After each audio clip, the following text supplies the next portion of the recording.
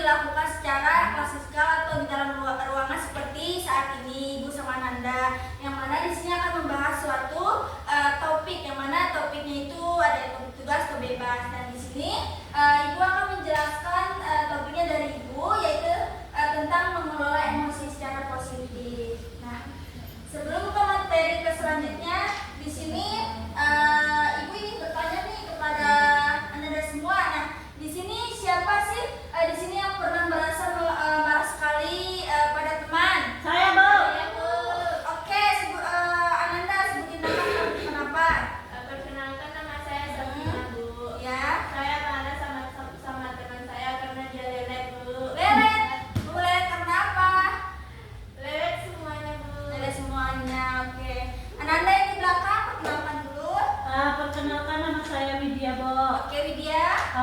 Saya marah sama teman saya karena dia nggak tahu diuntung, Bu. Dia minjam barang saya, Bu. Terus dirusakannya barang saya, Bu. Tuh nggak mau dia tanggung jawab, tuh emosi saya, Bu. Emosi, oke, betul sekali. Nah, jadi selanjutnya nih.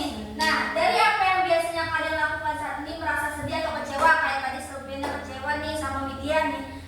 Apa yang biasanya Selvina sama Widya lakukan? Nah, coba Selvina dulu. Diberang-berang. Saya marah, Bu. Tuh. Belum tahu, Bu. Tahu, jadi belum ada solusinya ya.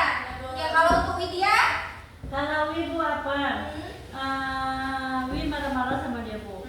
Kan misalnya dia ini, Bu, dia kan udah salah kan. Tuh Wi bilang ini, bawa rusak barang ambo, cewek itu dia diam-diam aja, Bu, nggak mau dia minta maaf. Tuh makin emosi kali, Bu. Tuh ya.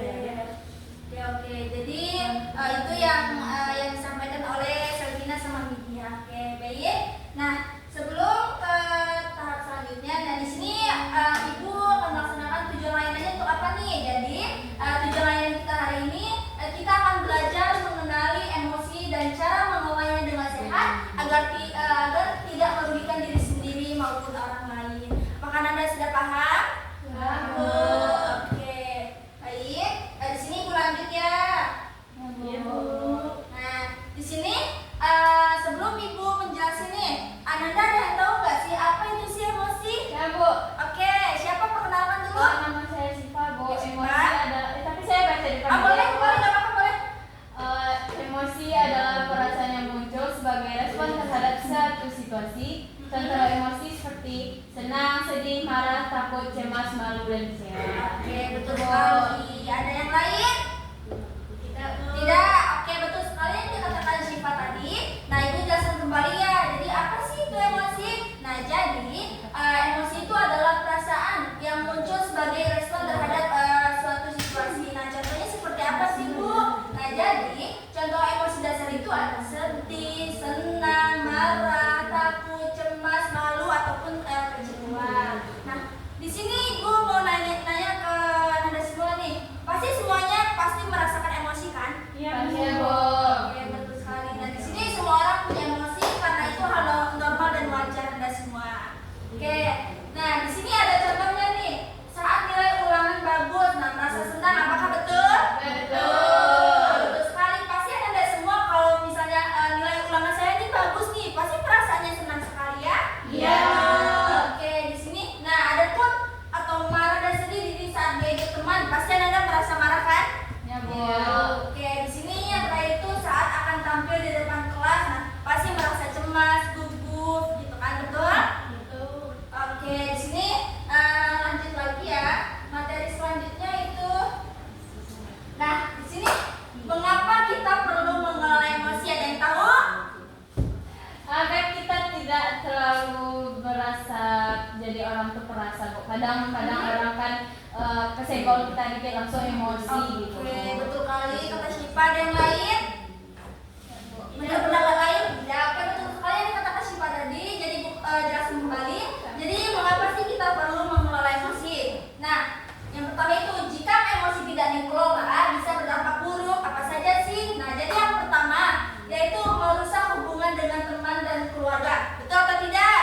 Betul sekali. Jadi hubungan dengan teman keluarga itu akan bisa merusak jika emosi itu tidak dikelola dengan baik. Nah, selanjutnya